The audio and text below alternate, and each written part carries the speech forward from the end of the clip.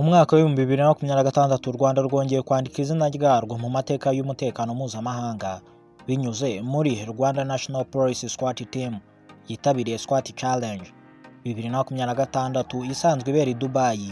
Iri rushanwa rihuza imitwe ikomeye y'indobanure ku isi, rikaba rifatwa nk'urubuga rwo gupima urwego rw'ubunyamwuga n'ubuyobozi bw'imitwe yihariye ya polisi.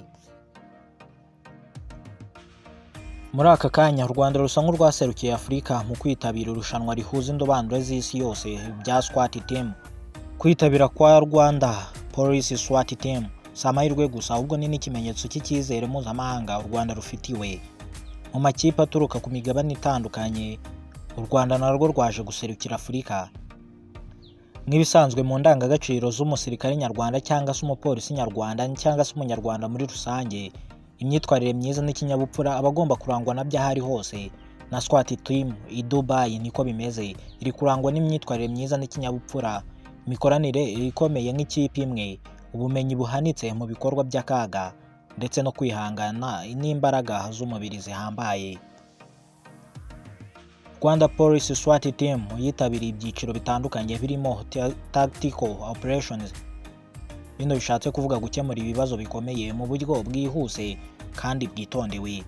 Secure Missions, gutabara no kurinda ubuzima mu bihe by'akaga. Shooting Accuracy, kurasa neza mu bihe bigoye. Ndetse na Teamwork, kwihangana ndetse no gukorera hamwe nk'ikipe ihamye. Muri ibi byose ikipe y'u Rwanda yagaragaje discipline, ubushishozi ndetse n'ubunyamwuga ifite bushingiye ku myitozo ihoraho ihabwa. Kwitabira SWAT Challenge 2026 bifite igisobanuro gikomeye ku gihugu cy'u Rwanda. Bino byongereye isura nziza u Rwanda ku rwego mpuzamahanga. Ikindi kandi bigaragaza ko u Rwanda rufite inzego z'umutekano zihagaze neza kandi zifite ibikoresho bihanitse n'imyitozo ihanitse. Bino kandi bituma abapolisi bagarukana ubunararibonye buhambaye n'ubumenyi bugezweho mpuzamahanga, kuko baba bahuye na benshi hanze y'igihugu. Ndetse kandi bigira uruhare mu kurinda umutekano w'abaturage n'igihugu muri rusange.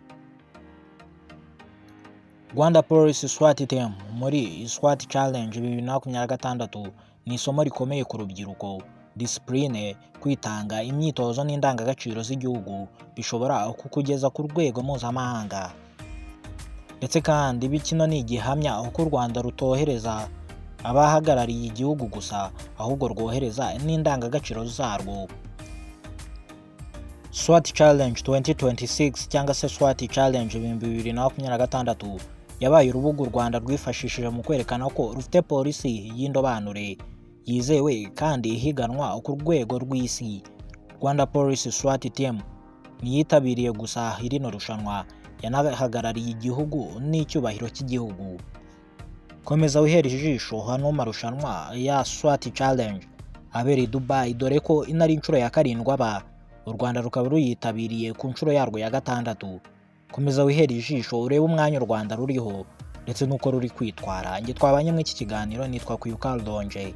Nimba wari mushya no kanda subscribe. Amahoro y'Imana akomeza kubana namwe mwese.